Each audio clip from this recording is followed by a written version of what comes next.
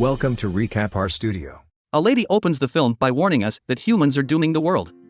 When the Earth began to deteriorate to gather energy from distant worlds, scientists sent power stations into space, but it was already too late. Alarming numbers of people started passing away. On Earth, we see a lone figure in a suit searching around an abandoned building. We see a female figure removing a piece of plumbing and placing it in her bag before spotting something moving in the water at her feet. One day 100 ships flew into space carrying 99% of survivors to a power station called Io orbiting Jupiter's moon. Then she records an audio post in which she speculates that what she is witnessing may be bugs and black algae. She then uses a flame to test the air's toxicity, collects a sample of the water, reads a piece of graffiti placed on the wall, and quickly exits the premises. She observes that the plant's hues are changing outside. She then receives an alert and dashes to a motorbike nearby to refuel with oxygen. She quickly mounts her bike and sets out through the dark, deserted city. She climbs a mountain and passes a line signaling pure air. Even yet, she continues to ride till she reaches her house without taking off her gear. Her finding of anaerobic reproduction and water striders indicates that she has uncovered a new species and that Earth is not dying but rather developing. She cleans herself well in her suit and takes a bath. She signs the journal with her name, Sam, and sends it to her boyfriend, Elon, who is stationed in space. Sam then apologizes to one bee in her hive and takes it out of the hive before exposing it to the city water she gathered. But the bee passes away. Then, we hear a reply that she has gotten from Elon praising her for her efforts to preserve the dying world and her success in her studies. He informs her that Io has gathered enough energy to live in space eternally. He informs her that she and her father must board the final spacecraft leaving Earth before the remaining pocket of oxygen they have left would soon run out. Sam then hears her father's interview on tape about the persistence of species on Earth. Sam is then shown trying the same substance on her own skin and monitoring the results.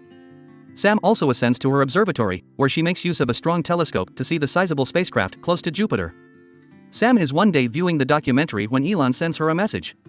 Before he can finish telling her that they have found a planet that is similar to Earth and will be sending an expedition to explore, her monitor goes dark. Sam then gets ready and rides her bike to the city's library. She sees a massive storm approaching as she prepares to unplug a monitor's cable. As she returns home, she sees that the flame she uses to check for ammonia in the air has turned completely purple. She quickly runs inside and starts to seal up all the entrances before procuring herself a new supply of oxygen. Elon tells her to leave Earth even if it means leaving her father behind. She switches off and repairs the monitor, finishing the message. Sam is eventually allowed to take off her oxygen mask after the storm has passed, and when she walks outside to check on her bees, she discovers that they have all been swept away, which makes her angry and yell. She takes a journal on the previous storm, the loss of her bees' fuel, and the progress of her bees while checking in her lab, which has been entirely wrecked. In her study, Sam exits the building after seeing a huge balloon in the sky. A figure emerges out of the huge module and falls to his knees when it is brought to the ground. He removes his mask after checking the air for ammonia and determining that it is clean. The guy claims that he received Dr. Walden's radio signal and that he is coming to visit him. Sam offers him some water to drink while he looks in a state of astonishment, believing that she is the last person remaining on planet. She pretends to be Dr. Walden's research assistant, but the guy just wants to talk with him. He wanted to see him. The guy responds that he will wait while Sam explains that her father is now down the mountain and collecting samples. The guy is shocked when Sam then says that she would prepare the meal and brings out fresh veggies. As they consume, he said everything he passed was dead wherever he went. Sam tells the guy further information after supper. The guy suddenly understands that's what he heard on the radio as she starts to play the tape of her father. He introduces himself as Micah, and Sam departs for the night to go to bed. Sam goes outside the next morning to find Micah gazing up at the clouds and asks him for assistance in fixing a few solar panels. Micah then assists her in hoisting a little windmill. Micah is given the explanation that Elon is more than just a buddy and that the connection entails a lot of letters and loneliness. Micah had already guessed it when she says that Dr. Walden is her father. He questions her about her body piercings and tattoos as she takes him to her garden. She explains her ink to him and reveals that she is working on developing an ammonia immunity. She then plays him a video of herself in a metropolitan setting with a pet pig she desires, in which a yellow flame, as opposed to a purple one, can be seen. When he inquires as to how it is possible, Sam responds that things are changing. Despite the pig's inevitable demise, Sam comments to him that she finds him to be very courageous for doing the trek and that her father would have felt the same, which makes him reflect. Sam discovers Micah in their parents' room the next day. Sam becomes combative when Micah inquires about what her father did to her mother. Before entering another room, Micah shouts at her that her father killed her mother. Then, Samantha gets a flashback of her last encounter with her father, in which he asks her about Elon, declares that nothing compares to human connection, and implores her to leave the planet. Sam then takes Micah to the location of her father's grave. Micah apologizes for shouting at her and informs her that he is bringing her to Io whether she likes it or not, since she still has her whole life ahead of her. Micah informs Sam that she will be departing shortly after they plan their path and wait for a suitable wind, and Sam concurs. Next night, while we hear Sam writing an audio letter to Elon about meeting Micah, we also see that she has taken everything out of Mike's backpack and searched it. Sam observes as Micah makes a fire. The next morning, Micah notices that the queen has survived and rushes to collect Sam. He then asks her what this means. Before publishing it, Sam states that it has no significance. From Elon, Sam gets an audio letter.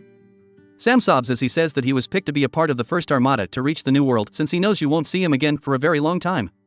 Micah watches the breeze while emptying his pod in the meanwhile. Sam later questions Micah about his upbringing as he is preparing supper. Micah is reading a book after supper while Sam is doing the dishes. While Sam looks back at him, he fumbles to avoid looking at her. Then Micah monitors the wind and becomes furious that it hasn't changed.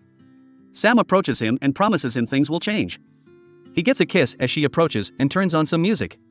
Micah pulls her away and protests that he cannot, but Sam insists that they must, since they took part in demonetizing activities. Sam shows him the colony near Jupiter and takes Micah to the observatory.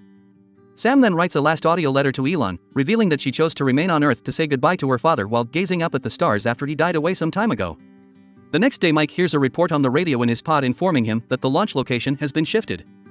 They don't have enough helium to complete the voyage, which has Micah fuming.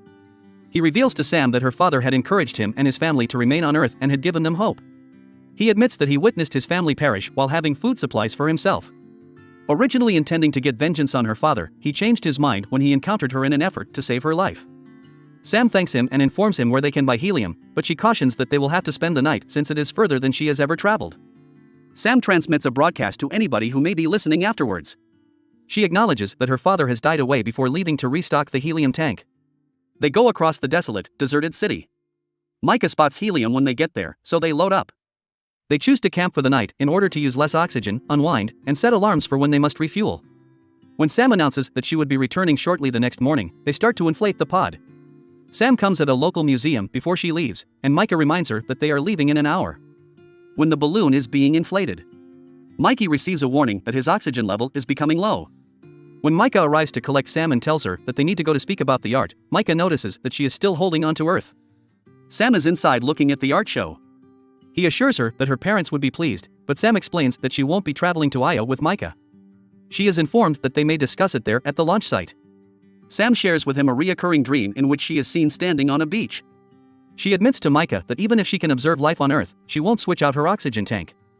Micah runs up to her as she takes off her mask, and we later show Micah traveling alone to the launch site in his pod. A few years later, she is seen on a foggy beach while Sam records an audio letter to Micah about her. As we watch a young boy, Mike holding his kid Ron, come to her side, she informs him that she is waiting for him to come back. For access to more films like this, make sure to subscribe and enable alerts. I appreciate you coming.